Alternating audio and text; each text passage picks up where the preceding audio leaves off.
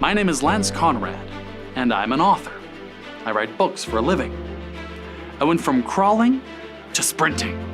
Now I could run through not just one world, but many. Live not just one life, but hundreds. He wants to marry her. He'll have to come to Tetron. And how about a nice spoiled cousin who bullies him all the time, right? What if these two characters fell in love?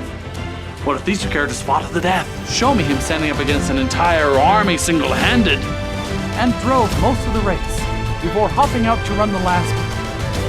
That's a little bit different. True story, by the way. Somebody went on a trip or somebody came into town. There's your plots. I took that big old forehead and just crashed every brick, board, and brother in the house. Let me tell you a story.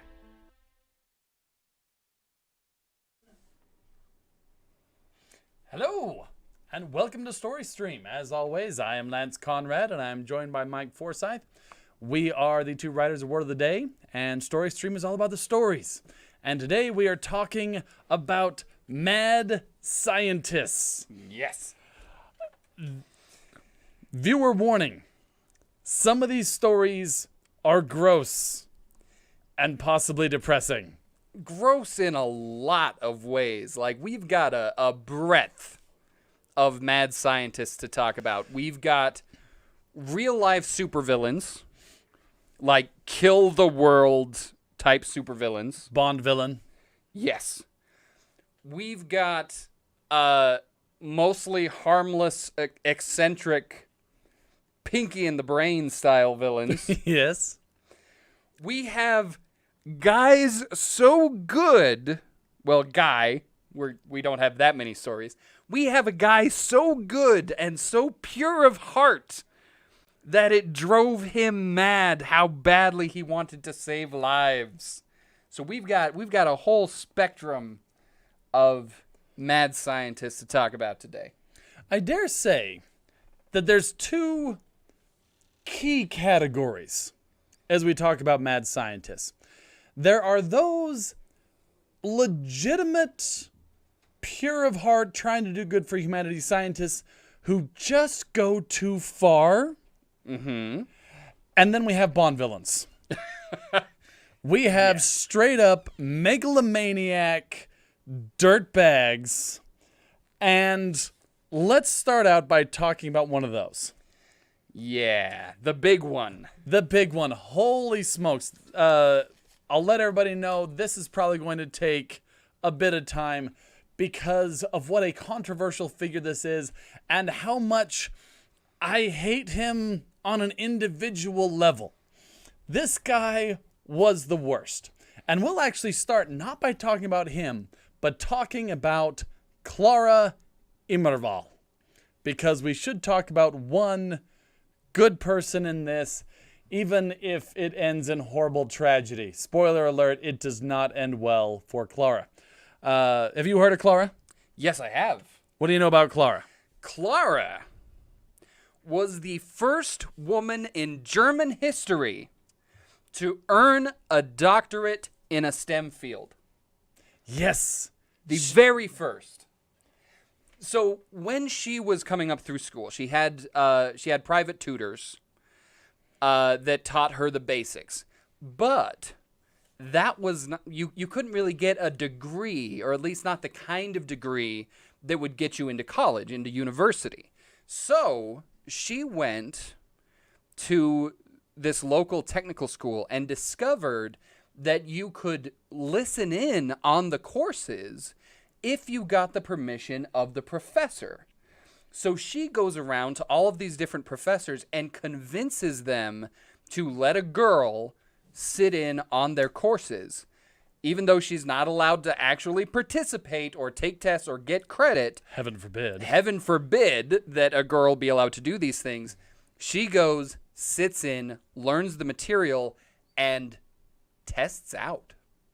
She goes, takes the examinations, and then manages to get into university based on just her own stick-to-itiveness and determination and intelligence. This is an incredible woman who then goes to college, gets her degree, is presented with her diploma, and has to then sit through a speech about how true intellectuals will accept everyone, but let's all hope that this doesn't become a thing. Heaven forbid that we see a new era where women abandon the home to pursue professional pursuits. It would be the end of our society. So, congratulations, Clara. But let's hope this isn't catching. So, Clara is an inspiring individual, and people are worried about this trend of women scientists taking off from Clara. Well, they needn't have worried, because she married Fritz Haber. Haber, so you probably won't remember this, but Haber was in one of those boxes in your chemistry textbook in high school or college, one of those little info boxes that has the flavor text of, we owe half of life on Earth to Mr. Haber, and here he is, and here's his picture, and this is what he did, and it was magic, and he won the Nobel Prize, and he now resides in hell. Yes. Spoilers. Haber is brilliant. He is a man of extremes. Okay? His legacy is extreme. His brilliance was extreme. His evilness was extreme. Everything about the man is just off the charts. If I wrote this into a book, people wouldn't believe it because it wouldn't be realistic. Yeah. So let's destroy Clara so that everyone can hate Haber as much as we do. So she is absolutely brilliant, a history maker, and she marries... A brilliant chemist herself. Yes, brilliant chemist. Up to the point that she marries Fritz Haber. Now, up to this point, Haber had not really made a name for himself because he was actually kind of a mediocre student. He wasn't great. As a chemist, he was really good at coordinating with a team, but he was very easily frustrated, and so would get fed up on projects and just kind of abandon them. He was a little bit wishy-washy in a lot of ways. I will actually disagree just a little bit. Oh yeah, go ahead. Because what it was not truly wishy-washiness. He just hadn't settled yet. He bounced around a few different fields. What is less known about his legacy is how much he contributed in those fields that he wasn't even taking seriously. He was also the one who invented the glass electrode. Was not really interested in that field. That was his dabbling in electromagnetism. Invented the glass electrode, which later led to the development of accurate pH meters. That was Haber again. Wow. So yeah, it wasn't necessarily that he was, wishy-washy or whatever. He just hadn't found his niche. But as he pinballed around, as he hit into these other fields, he also was brilliant in them, but he hadn't really focused in. Anyway. Wow. That's very good insight. Thank you. So he really hits his stride when he starts being able to work with a team. And that's where he starts picking up momentum, gaining more fame, gaining more prestige, starts gaining rivals.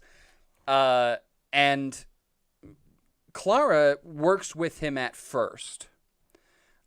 She is herself a brilliant chemist, but she quickly becomes very frustrated with the way that she's treated. Because before, when she was this self-made woman, she had a certain amount of respect, right? She had a certain amount of, even if people were concerned about this whole woman scientist thing, people at least understood that when she said something, she was saying her opinion and not her husband's. That changes when she marries Haber, especially because Haber is a misogynistic monster So when Dominating misogynistic monster. Ugh. For those just joining us, we are talking about Fritz Haber, one of the worst people ever. Just awful human being. So she is this brilliant chemist, but anytime that she says something, people assume that she's just parroting what her husband said. And Haber does nothing to disillusion these people. He also kind of likes... You get the impression that he kind of got off on people thinking that everything that this brilliant woman said was actually coming from him. So Clara quickly becomes disillusioned with the entire scientific community, and she begins to drift into obscurity and just look after Haber's house. But that actually doesn't go that well for her because she's gotten used to being a free, independent woman. And she doesn't want to sit at home with the kids, and she doesn't want to go to social functions and knitting circles. She wants to be involved. And so her life gets progressively worse and worse, even as Fritz's life keeps getting better and better. Now, so there is one aspect in which Fritz Haber is just the worst. Yeah, dominating husband, very much believed in the traditional role of the wife, straight up like get in the kitchen woman kind of man. So he is just already the worst there. But let's back up and talk about some of the other ways in which he was the worst. He was born into a Jewish family. Yes. But not practicing, not actively religious. More ethnically Jewish. They weren't they celebrated Christmas and like didn't really do Passover and stuff. They were just kind of ethnically Jewish. Right. He, around 20, joins the Lutheran faith because it was the German faith. The one thing that we have with Haber is this intense patriotism. One could almost call it nationalism. Quite.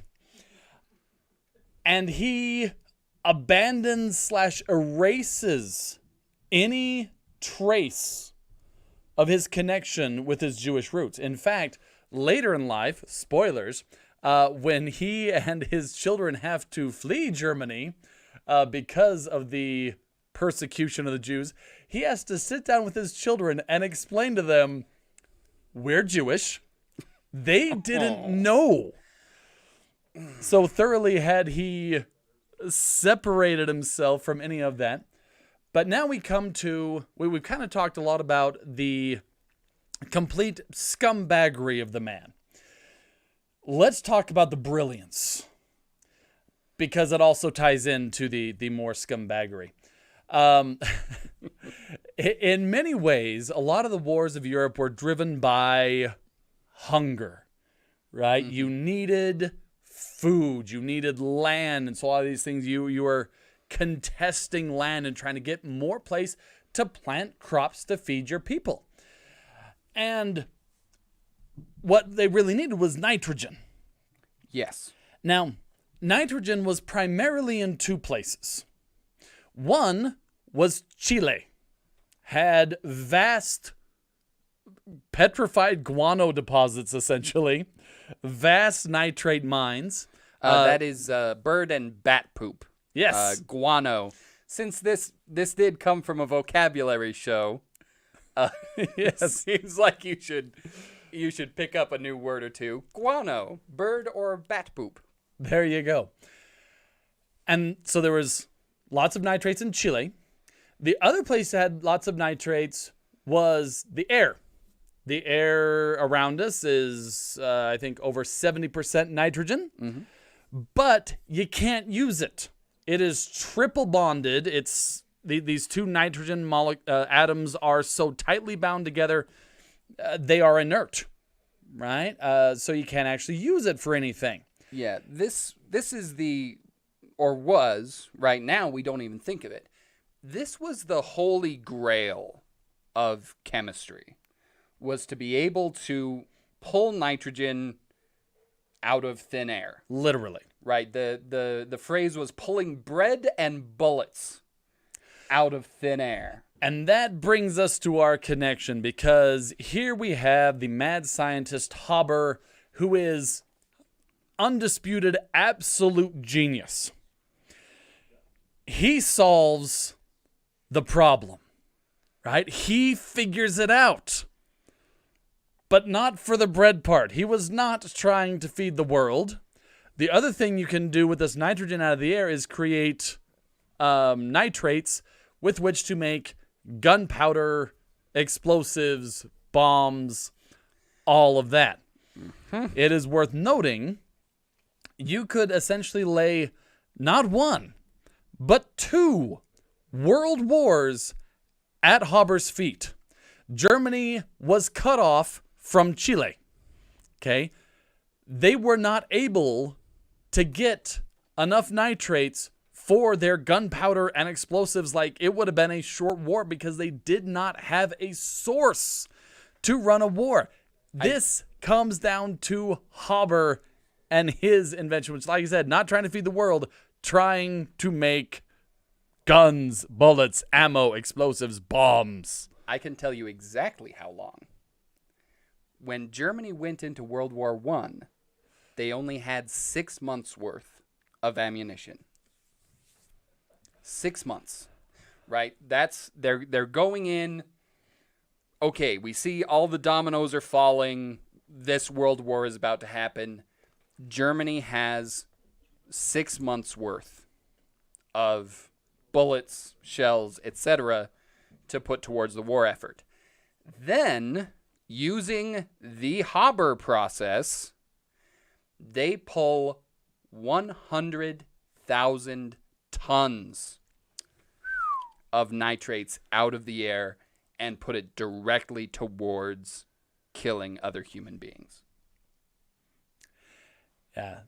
By the way, it's not like they figured out something else. That is also how they were able to have enough nitrates to run World War II. Yeah.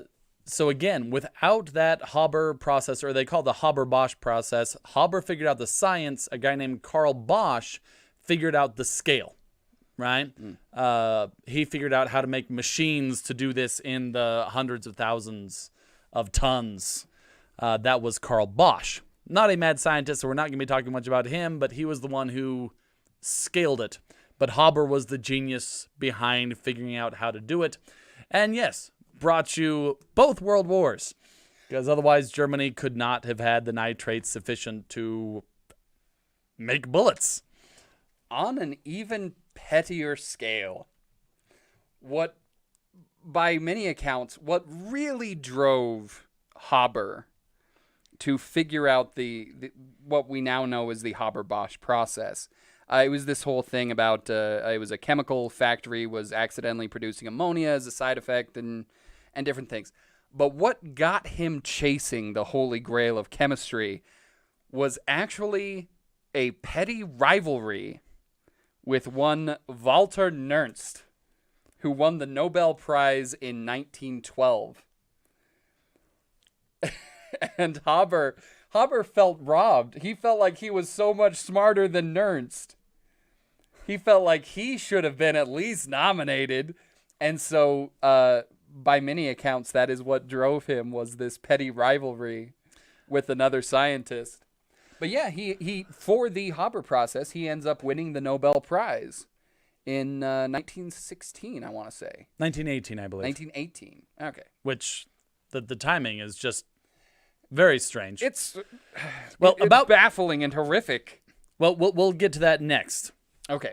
So, he has invented the Haber process, which turns into the Haber-Bosch process, and now we have enough nitrates to feed the world, but instead it goes into bullets and bombs for 2 world wars. At that point, this makes him fantastically wealthy. This guy is set for all the lives, okay? He's getting it's like a 10% commission. It's some ridiculously high percentage on like a per bullet basis while World War I is going on. He makes all of the money. All the money in the world. So I bring that up to really point out that what happens next, he did not need to do for money or fame or anything. What happens next, he does because he wants to. A quick side note on his ideology. Are you familiar with the Manifesto of the 93? No. Okay. If you ever get a chance to read it, I don't recommend it. Okay. Even among manifestos, it is very gross. Okay. Find that and don't read it.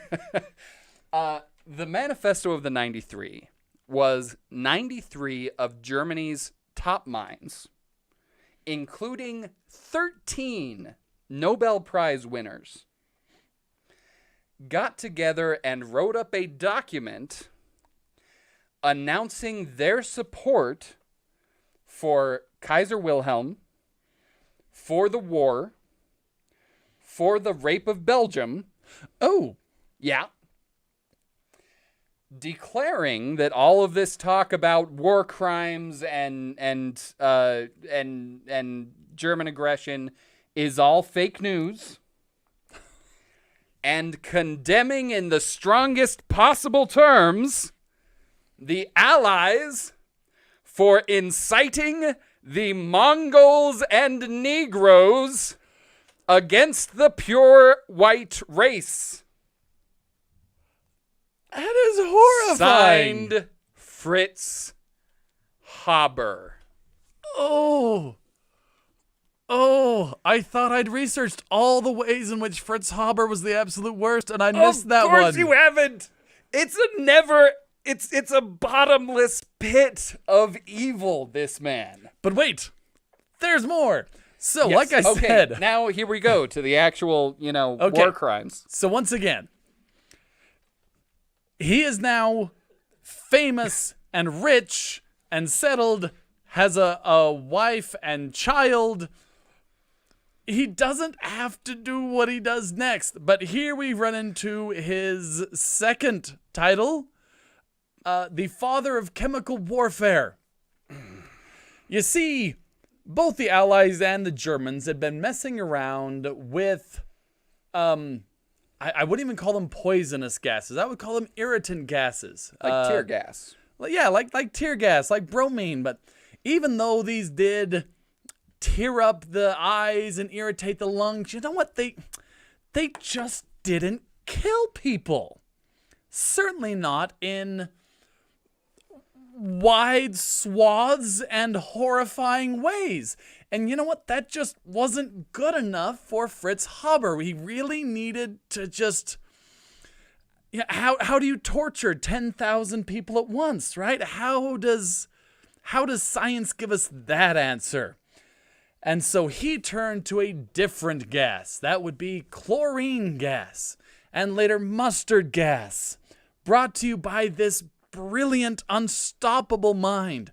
And he does it, and he weaponizes it, and he unleashes it against, I believe, the French and some Belgians and some English at the Second Battle of Ypres, killing and torturing over 10,000 people, most of whom died by drowning in their own bodily fluids as their lungs burned and broke down.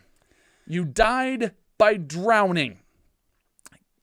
It was 5,000 dead the first night. Those were the lucky ones. 10,000 who were maimed. They set off 168 tons in paint cans. What? All across the front. He actually had this whole team of scientist volunteers that he trained to handle the stuff, and they moved it in liquid form in paint cans, and would scoop out and bury it up to the lid all along the front, and then they went and waited until the wind was right. and then did the whole thing at once. 5,000 dead in a single night. Oh. And I said, dead in the... This is a horrifyingly painful death, taking hours, if not days or even weeks. Those that survived were often permanently disfigured. And he comes home to celebrate this massive success. Because this was a fulfillment of a lifelong dream of his. When he was younger, he had tried to join the army and had been rejected Too evil? for being Jewish. Oh. Full circle. He was rejected from joining the army when he was younger for being Jewish. And a lot of this can be attributed to him wanting to prove that he's German enough to join the army. And it took him a long time to sell this idea of chemical warfare. The first general that he presented with the idea called it repulsive. Yeah! But now, this was a big win, right? This broke the Allied line. And so he was not only brought into the army, he was brought in as a captain. Captain Haber. This was his dreams come true. His friends threw this big party for him. And here comes the next part. Go ahead, Lance. Okay, normally we let Mike take the really horrible, depressing stuff, but we decided that I would take this one. So, it is evening in the Haber household. There is a big party going on, celebrating his brutal victory over the Allies using chemical warfare to burn out their eyes, lungs, etc. His wife, Clara, right, we remember her, who was a fantastic mind in her own right, is so horrified by what he has done. By some accounts, she confronts him about it and says that she cannot live with this. We do not know what he told her, but we know what happens next. She gets his service revolver, because, right, he's in the army now, right? Big army captain. And she goes out in the garden and shoots herself in the chest. The only person to come to her aid is her young son, who finds his mother and holds her as she dies. He's what, 12 years old? Something like that? Somewhere around there. So that's the evening. Fritz Haber pretty much leaves him like that, and early in the morning, because you got to get a good start on this, he leaves to go orchestrate another attack against the Russians on the Eastern Front, leaving the funeral arrangements and his son or whatever to, I don't know, whoever wants to clean up that mess. Ladies and gentlemen, do you begin to understand why we hate this man? He is just so much the worst. And yet, in spite of that, he still wins the Nobel Prize in 1918, which is just staggering. I don't know exactly what happened there, but I guess, again, the impact, the legacy really is amazing, right? We have a current population of well over 7 billion in this world. We could not do that without the Haber-Bosch process. That is the method to this day, how we pull nitrogen out of the air and give it to our hungry plants to feed our hungry population, right? We could not hold this population without what he did. And so I guess I get it. Okay, but he was such a monster. And we'll tell the end of the story here in just a bit, because there's a little bit more. Oh boy. Okay, so Or would you like me to just take it to the end? No, I can. I'll get the end. Over the course of the war, Germany inflicts some 100,000 casualties using chemical warfare. Untold numbers of civilians, obviously. Because of the chemical attacks, the Allies begin developing their chemical weapons, and they inflict about 600,000 back on Germany. In the end, about 1.3 million young men end up maimed or killed by chemical gas attacks in World War I. And that is pretty much exclusively on the shoulders of Fritz Haber. After the war, he has his Nobel Prize, which is lovely, but German politics take a bit of a turn in that it was hard being Jewish before. Things get even worse. Let me bring up before that. So, just in case any of our viewers don't know this, Germany lost World War I and was forced to pay reparations, right? The Allies said that Germany had to pay for the war costs. Fritz Haber, first of all, takes on trying to pay these. He comes up with a method, or attempts to bring up a method. This is one of his rare failures, to extract gold from ocean water. That is his plan, is to pull gold from the ocean and pay off the reparations that way. That fails. Yeah. So instead, he goes back to his strong suit of poisonous gases and develops a pesticide gas known as, I believe it's Zyklon A, is what it was called. Yeah. And licenses that to a German chemical company to make pesticides, to sell that and see if they couldn't make some money and help pay back the war debt. Anyways, we'll just stick a pin in that. Anyways, so things are getting worse and worse for Jews in Germany.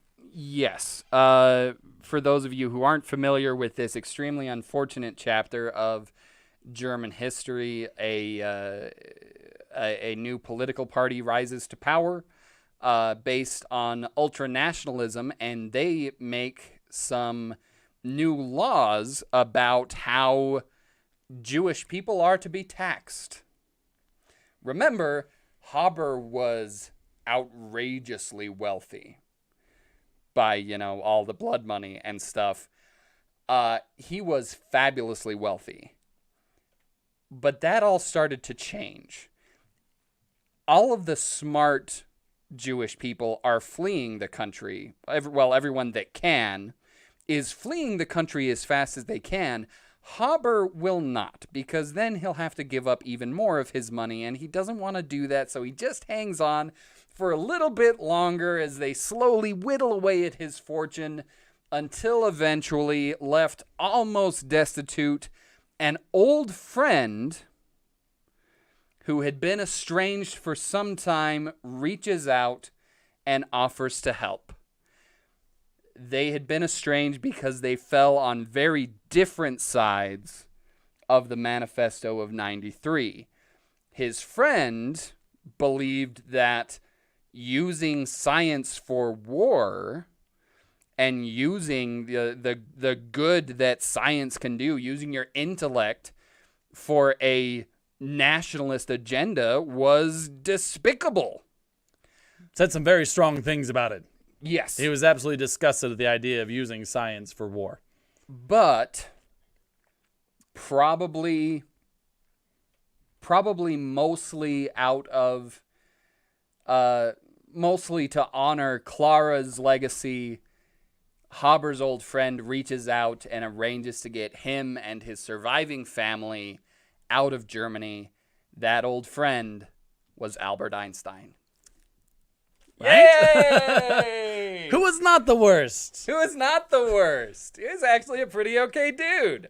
Yeah, which means we won't be talking much about him. which is a shame. At least not tonight. Nope, cameo's over. All right, but yes, that they were.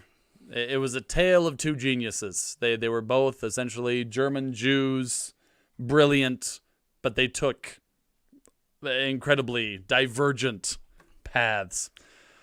So let's just get to the end of Haber here. So he actually flees to Britain, stays there for a little bit, is broken as a man, and ultimately just dies. And that's pretty much the end of Haber. I think he died 1938. And yes, died a broken man far from the country he sacrificed so much for. However, let's return to that little pin of Zyklon A, the pesticide that he created to help Germany pay its war reparations. That German company that he licensed it to or gave it to modifies it slightly to make Zyklon B, the official extermination gas of the Holocaust gas chambers. Also brought to you by Fritz Haber. So there is really no end to the absolute horror that this guy created.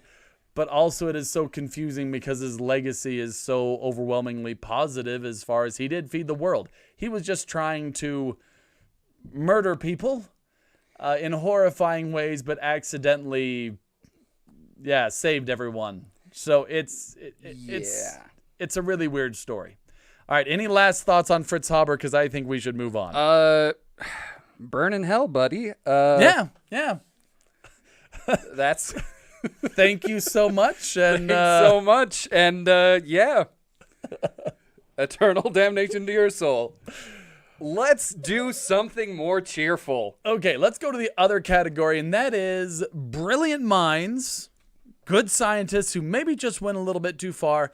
And here's one that I think everybody will have heard about, but didn't realize that this was a mad scientist. Let's go into quirky, more than dark and terrifying.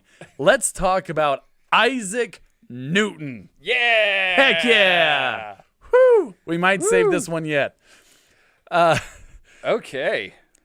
Man, where do we even start with Newton? Let's just connect Newton to the audience to begin with. Okay. Newton was a fairly young man, and a pandemic broke out. And they decided that everyone needed to go into lockdown. And so he went into quarantine all by himself, cut off from the rest of the world, and obviously became very bored because he invented everything. The laws of motion, calculus, laws governing planetary motion, the law of universal gravitation. Which in turn led to the electromagnetic forces, and I mean the same template is used for all kinds of different physical phenomena to describe the mathematics of how they work. There is a little bit of a backstory in that there was this open question of why do the planets go around the sun in that specific shape. It was a shape that they could calculate very, very directly. It was a conic section, right? And all of these orbital bodies exactly followed this mathematical model. So that would indicate that there's something physics-wise going on there that's forcing this definite mathematical behavior of celestial bodies, of planets and comets and that sort of thing. It was an open question, and there was some kind of a bounty associated with, if you're able to figure this out to our satisfaction, there's some amount of money or whatever. But he was at dinner with some friends, and one of his friends claimed that he had figured it out, but essentially didn't want to spoil the surprise. And Newton was like, you couldn't have figured it out. I haven't figured it out. If he's figured it out, how did he figure it out? How have I not figured it out yet? So when all of this stuff happens, that question is burning in his mind because how did his dumb friend figure out this question that's got the entire world stumped? And so when he finds himself with all this extra free time, yeah, he dives in and is like, all right, I'm going to figure out what my dumb friend did. Yeah, it turns out his dumb friend never had any idea. He didn't have the faintest clue. He was just BSing over dinner. So yeah, once again, rivalries for the win, apparently. So, comment below what you've done during your pandemic lockdown, and we will compare that against Newton, who reimagined the physical laws governing all of reality. However, that is not what we're talking about today, because today's subject is mad scientists.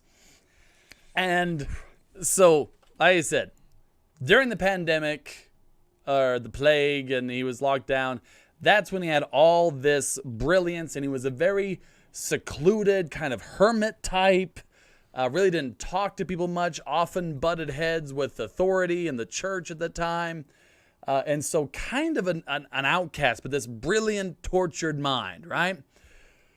But then life continued, and he started to expand into other areas. For instance, he was incredibly into alchemy, which nowadays is considered a pseudoscience, but he got into alchemy and the occult. Do you have anything to add on that one?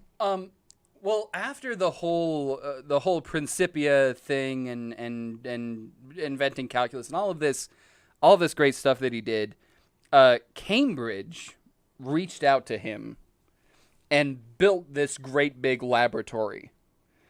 It was the first laboratory on their campus, actually. And they built this great big laboratory and said, Isaac, go nuts. Do whatever you want. And we will stand back and wait for your next stroke of absolute genius.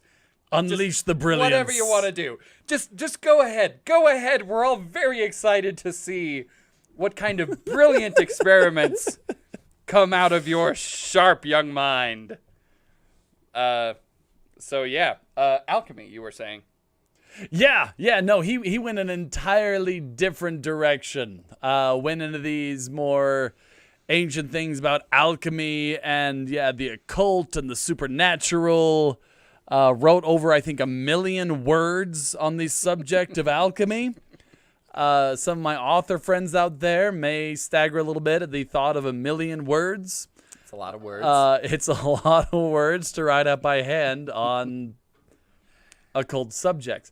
But you also, I guess, you want to dig in any more to that? Into the alchemy thing? Sure. Yeah, sure. I don't have the numbers on this, but it was a few years ago. I want to say like 2007. They actually went in and took a sample of Isaac Newton's corpse. I think it was just like hair and like a little tissue sample, right? There's not much left of him. It's been 200 and some odd years, right? 200 years and a bunch.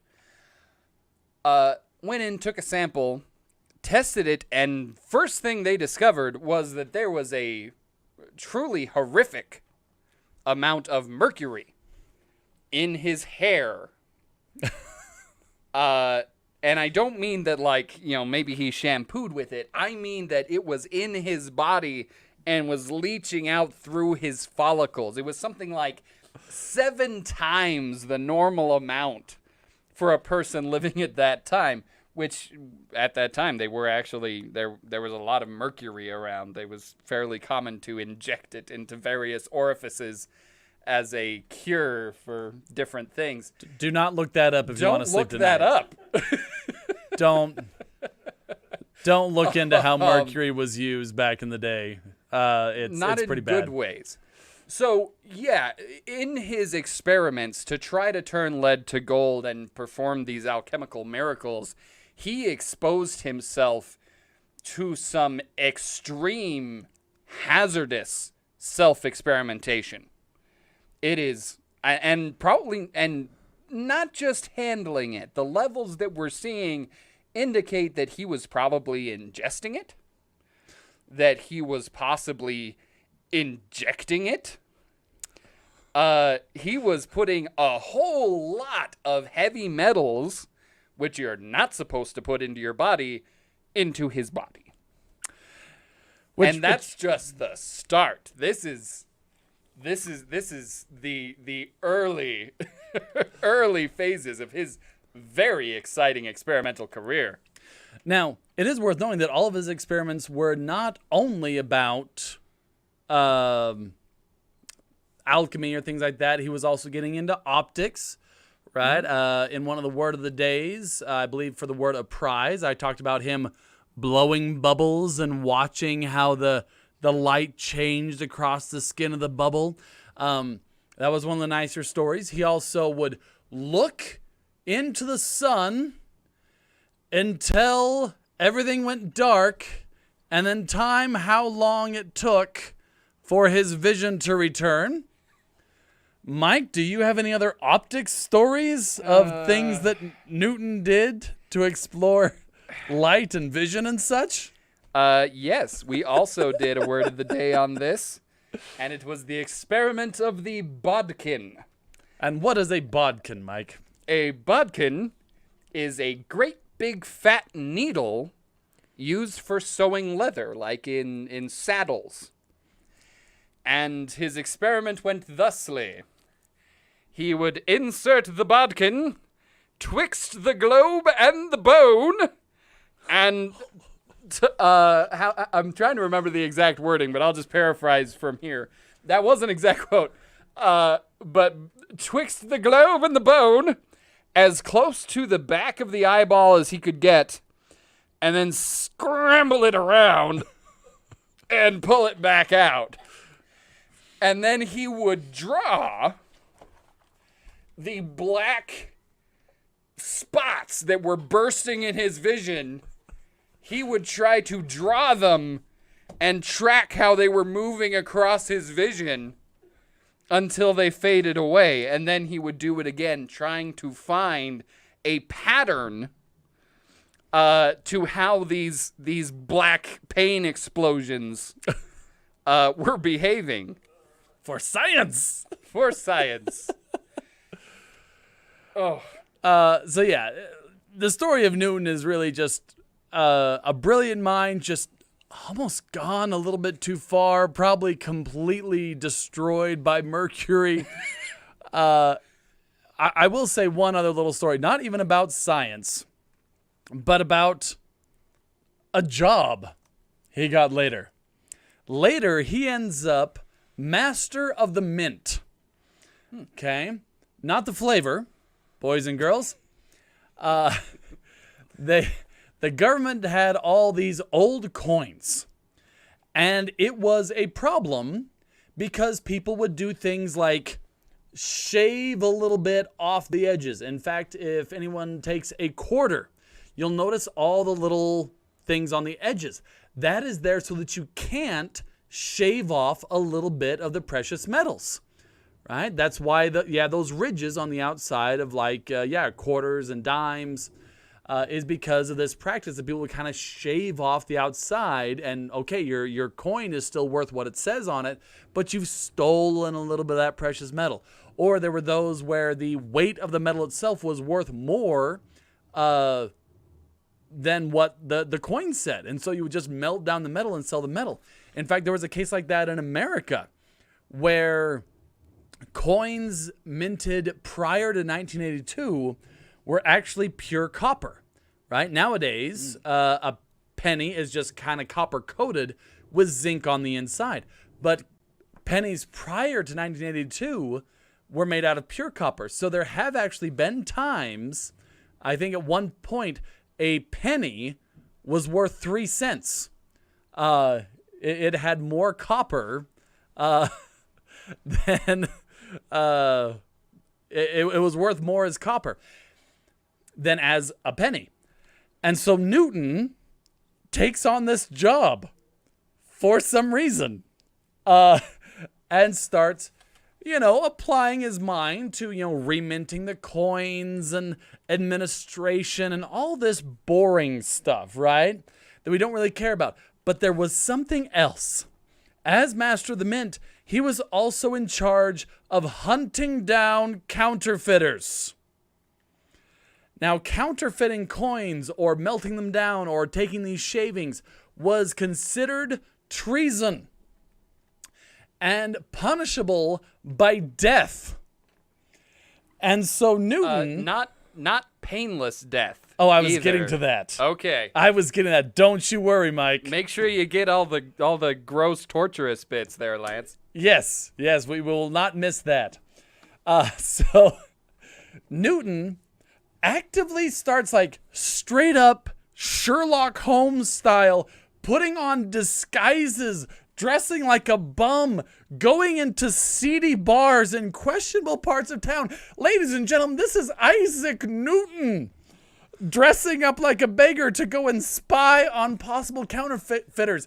And of course, like everything else in his life, he is good at it and catches them. And now he is in a little bit of a quandary because he personally doesn't feel that the death penalty is really warranted in this. But you know what? Dang it, the law is the law. And so he sentences them to death. Mike, did you want this one? I'll take it. I suppose I can. By drawing and quartering.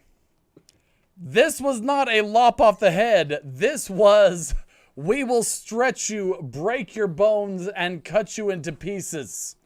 And again, ladies and gentlemen, Isaac Newton was the one doing this. Out there catching people to get their entrails burned before them while they were still alive. Yes.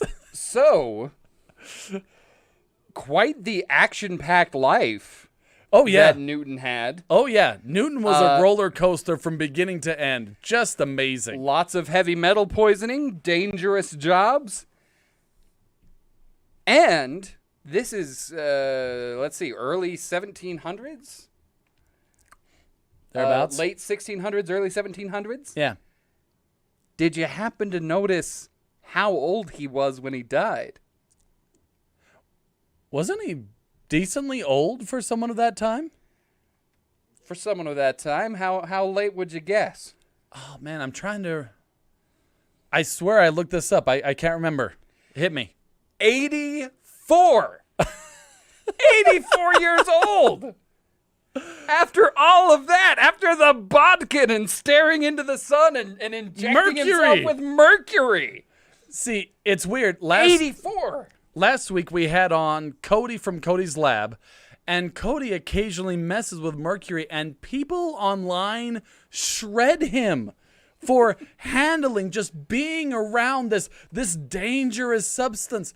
Which, by the way, he gets frequent blood tests and everything. Like, he's very careful about it. People should just believe that he's going to be careful about things.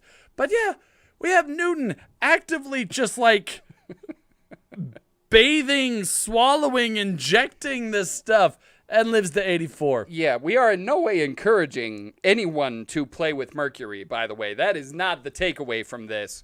Do not try anything that Newton did at home. No. Up to and including dropping apples on yourself. Do not try any of this at home. But by the way, why did... I did look it up. I did remember... I was going to say 82, but I didn't want to say that on camera for fear of looking ridiculous. Because it is ridiculous. Who lives to 84 in that day and age? That's the equivalent of living to like 130 today or something. Oh, man. It's nuts. Okay. Isaac Newton, here's to you, buddy. To Newton. Okay. All right. We got time for... Should we just do lightning round? We are short on time. Let's do lightning round. We'll try to keep it to a couple minutes All right. apiece. You take one, I'll take one. All right. Ready to go. Okay. Who you got? Hiram Maxim, Not a great guy. One of these like Edison type inventors. He had like 5 years of schooling in a one-room schoolhouse. Starts inventing things like curling irons and like various little doodads, like a thing for demagnetizing watches. I don't know what that was all about. But he has a conversation with a buddy while he's in Vienna. And his buddy says, forget all that stuff. Just find something that helps these Europeans slit each other's throats with greater facility. Is that a direct quote? Yes. Oh, Not dang. the first part. I paraphrased the first part, but the slitting each other's throat thing, that's a direct quote. He takes this to heart, and he takes the idea of a Gatling gun. He improves upon it to make the first real live automatic firearm. A heavy machine gun that he calls humbly the Maxim gun. Not for science, for money. Not for science, for money. He loves money. But he has a little bit of difficulty marketing it. So he starts giving it away to African colonizers. Oh, no. Including one Cecil Rhodes. Oh, no. Yes. And they advertise it for him by mowing down thousands of indigenous people. This puts the Maxim gun at the top of everyone's shopping list. And Maxim makes a whole bunch of money, makes friends with a man named Vickers. It becomes the Vickers gun, which they then sell to both sides in World War I, making even more money. So, Maxim has now made a giant pile of cash. Also, he did this thing. Quick sidebar. You know when you're playing a game, like a video game, an RPG, and it's more fun at the beginning, and you just get into like the mid-game, and you're like, I'll just start a new character. It's like, this time I kind of want to go back and do like, magic, because I was a barbarian this time or whatever. Maxim did that, but with families. Oh, no. He would just kind of, because he started in the U.S. and then he went to Europe and he started a new family there without ever divorcing his previous wife. And then he started another family with another, and he just kind of did that. Okay, so Maxim. So he would just abandon his family, start a new one, and do that a few times. Wow. Yes. Wow. So he's just kind of just gallivanting about Europe. Selling weapons of moderate butchery to severe destruction. But he decides that he wants a flying machine. Because flying machines, I am not making this up, are the key to world domination. See, this is Bond villain. Bond villain. Hiram Maxim Bond villain. This is straight up, made it for money, sold it to both sides. Yeah. But this is where it gets fun, is what he does with this disgusting amount of money. Is that he decides he wants a flying machine because he's convinced it will help him conquer the world. Not making that up. So he builds the Leviathan. And that was its real name. I'm not making any of this up. This is all real. The Leviathan. Which is this aircraft, sort of. He never actually designed it to fly because he didn't want to bother himself with any of that aerodynamics crap. He just wanted to brute force it into the air. So he makes this thing. It's 40 feet long with a 110-foot wingspan. So you know the 40-yard dash that you do in school or whatever to see how fast you are? It's 10 feet short of that. Take 3 steps back from the 40-yard dash. That's how wide the wingspan is. And it's a quadruplane. It's got 4 of these wings stacked on top of each other. It has 2 360 horsepower steam engines on it. Steam engines. Steam engine aircraft. Each one driving a 17-foot diameter propeller. Oh, dang. It weighs 3.5 tons. If anything, that sounds low. 7,000 pounds. He puts it on this track. It's 600 yards long, and he has it on these runners that it can just go up like a few inches so that he can prove that it could fly, but he doesn't have to worry about the whole takeoff and land and maneuver type stuff. Hits the gas on this thing. The steam. Hits the steam on this thing, takes off down this track, and it works. He gets to the top of the runners and then rips the track out of the ground. The Leviathan will rise. The Leviathan riseth. And he manages to bring it crashing back down. He has a crew of like a dozen men on this thing, by the way. He manages to bring it crashing back down without killing anyone. Amazingly. But a couple of guys are like moderately injured. They have to like bail off the side of this great big thing. But after his adventure, he looks at it and says, okay, so maybe aerodynamics should be investigated a little more before we try this again. Also, giant steam engines maybe aren't appropriate for aircraft. We're not ready for flying machines yet. But I do want a flying machine. So he makes a plan to get children interested in aviation so that in a few years when those kids grow up, they'll build the flying machine for him. He goes out and makes roller coasters and carnival rides. So that children will be fascinated by flight, and when they grow up, they will build him a flying machine, and he can finally take over the world. One of his roller coasters is actually still in operation to this day. Hiram Maxim, here's to you, buddy. Crazy plan. Oh, man. That guy, if I hadn't heard about the Africa and Rhodes thing. Oh, yeah. No, he is a monster. Man. Absolute monster. Okay. I'll do my lightning round. I'm actually going to do a series that actually has not finished yet. Uh-oh. Okay? So we have this fascination of bringing things back to life, right? These are Frankenstein people trying to figure out what will sustain life. And we start with two Soviet scientists, right? And these are dominoes. So one person inspires the next. The first is Brukhanenko, and he figures out that if you can just force the circulation of blood, right? So this is the person who's all these kind of have positive legacies, because this is kind of the person who begins the idea of an artificial heart. Oh.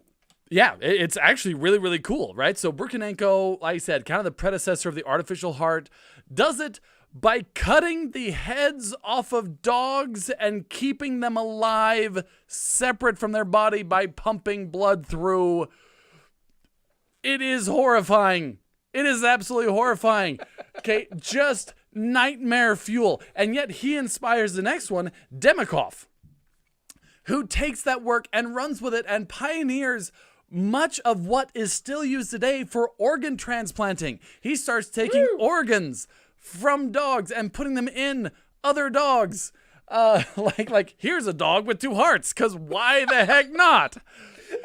So not organ transplanting dogs, not taking out the old heart and putting a new heart in, just no, combo dogs. An extra heart. Yeah.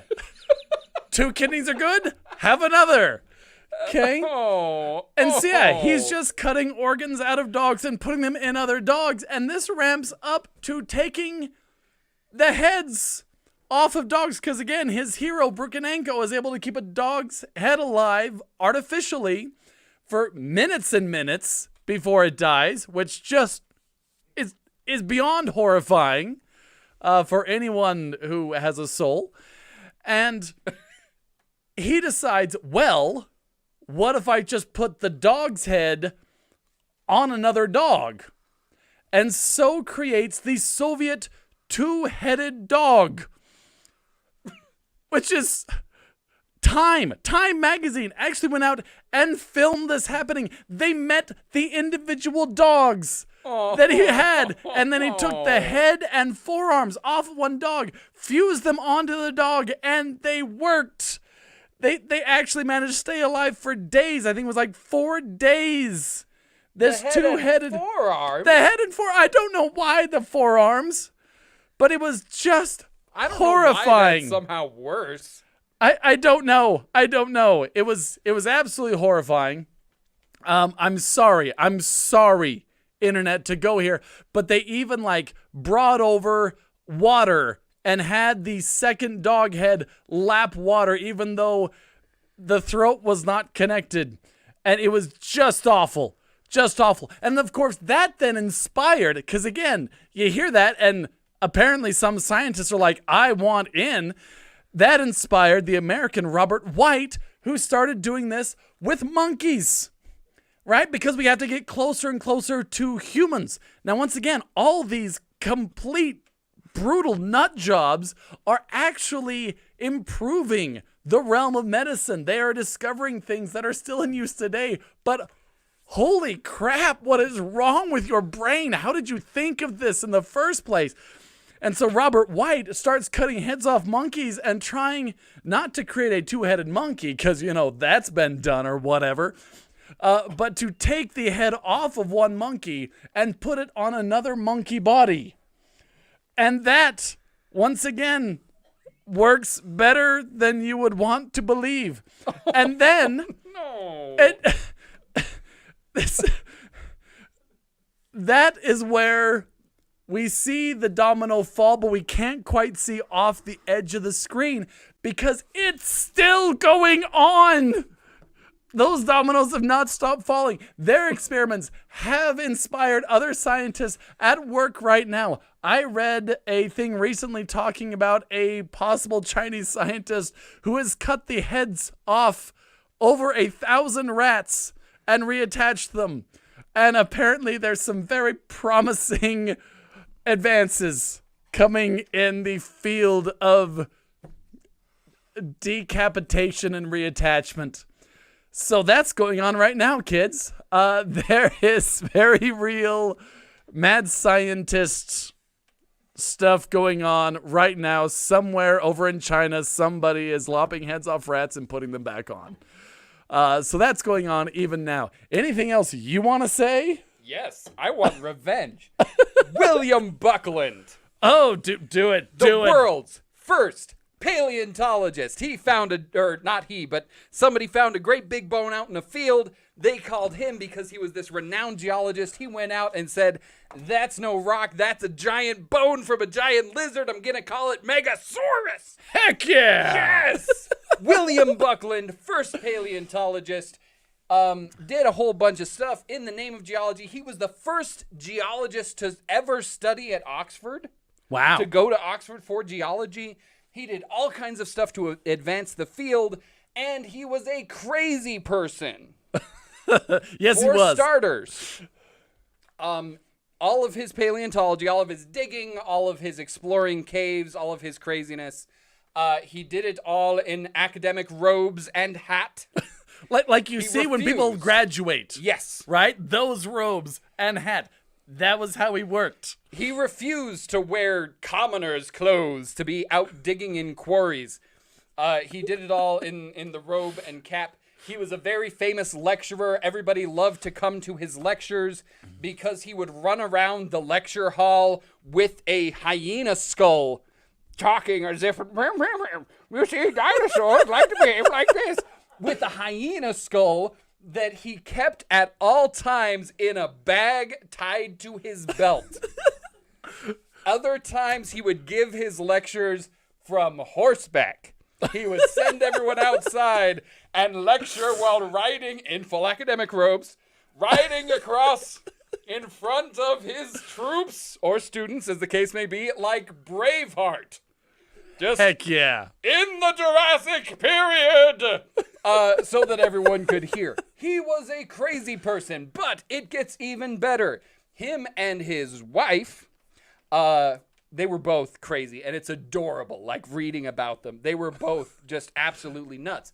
And they would do things like he was he was sent a sandstone fossil that had footprints in it, and he was like, he wakes up in the middle of the night and is like, I think they're tortoise tracks. Honey, make some plaster. And he runs outside and gets his pet tortoise and brings it in. She has covered the living room table in plaster. And he sets the tortoise on the table. Because, so of they course, can he already see. had a tortoise. Had a tortoise on hand. Because they had tons of animals on hand. They had tortoises. They had a hyena named Billy. They had hedgehogs. They had foxes. They had chickens. They had tons of animals. And they would let the animals eat each other so that they could see how it affected their poop. For science! For science! William Buckland had a horse that was so used to him getting distracted, jumping off the horse and going to look at rocks, that when other people rode the horse would randomly stop when it saw interesting rocks and wouldn't stop again until the people got off to look. Do you happen to know what that horse's name was? Because I'm claiming that as the first horse geologist. I don't know. We need to find that out. It's a very loyal horse. Now, finally, the craziest thing about Buckland, and the thing that's going to pop up if you Google him, besides the whole, he was a great paleontologist, was he was a zoophage, which is to say he ate all kinds of different animals. All kinds. All kinds. People who went to dinner at his house reported eating things like porpoise, rhinoceros, puppy, mouse, hedgehog. He was a big fan of mice. Elephant. He actually really liked mice because he could trap them in his own house. He would just put out like a live capture trap and gather up a whole bunch of mice, and then he would just fry those little guys up and serve them on toast to guests. Mice on toast.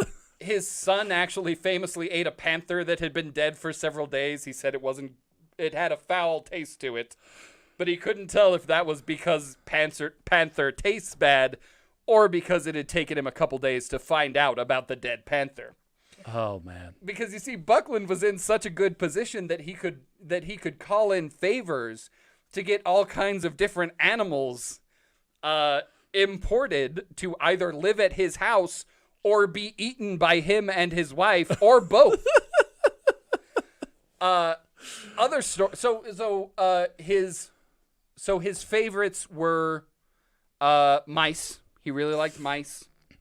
If you look up the word of the day for palate, Yes. we actually tell a story about William Buckland when he was shown a relic from King Louis. Was it the 14th or 16th? King Louis XIV. Okay. The Sun King. 1848. Okay, he is at a dinner. Oh, this is such a gross story. But you're right. We should wrap this up. Okay, 1848. He is at a dinner with a Lord Harcourt, and he has been eating and drinking a great deal. Okay. Not that he needed to be drunk for what Not he that did. he needed to be drunk for what he did. Clearly. But he's about to do a thing. Lord Harcourt brings out this. He brings out this amulet, right? This silver locket. And he explains to everyone that the kings of France used to have their hearts cut out after they died. Their hearts would be pulled out and mummified as a relic for future generations. And Harcourt now reported that he had a piece of the heart of Louis XIV that he had discovered and purchased, and proceeded to pass it around to the various guests. It gets to William Buckland, and he opens it and looks at it. He says it's about the size of a walnut. He says, "I have eaten many things before, but never the heart of a king." And he and he eats it. He eats it. Now, King probably, yeah, they said it was like dark brown. Probably he was just calling the bluff, because 95% Lord Harcourt had just been bamboozled by some guy that gave him like a piece of a pig heart or whatever. But maybe not, because it turns out, I looked into this, the mummifying hearts was a real thing. Oh my. We have, like, we literally still have the mummified heart of Richard the Lionheart. Oh, wow. Mummified I was not king aware of hearts this. are around. So it is entirely feasible that this Lord Harcourt actually had the heart of somebody. It wasn't necessarily Louis XIV, but yeah, And Buckland William ate it. absolutely ate it. Another time, okay, one more really gross one besides the cannibalism. Cannibalism's gross. This one actually weirdly feels worse. He was in Italy touring a cathedral, and he was told that there was this miraculous occurrence there, that from time to time the stones would become wet with the tears of the martyrs, or blood, depending on who you talk to. And they go up, and sure enough, the stones are damp. And William Buckland just... the puddle... to Licks the the horror of his tour guide. He's like, it's not tears. It's bat urine. Mystery solved. You're welcome. It's just common bad urine. This isn't a miracle at all. It's just my usual bat urine. Just All right. like every Tuesday. Okay. Well, we went about 15 minutes over, but thank you all for staying with us. Be sure to join us next week. We do this every Thursday at 6:30 p.m. Mountain Standard Time. Please join in. Also consider supporting us on Patreon. We have something like a tip jar just to keep this going. We mostly do this for fun, but we could do it a lot longer and a lot better with a bit of support from the fans and viewers. So thank you all for joining us on this bizarre story stream, and we'll see you next time. Take care.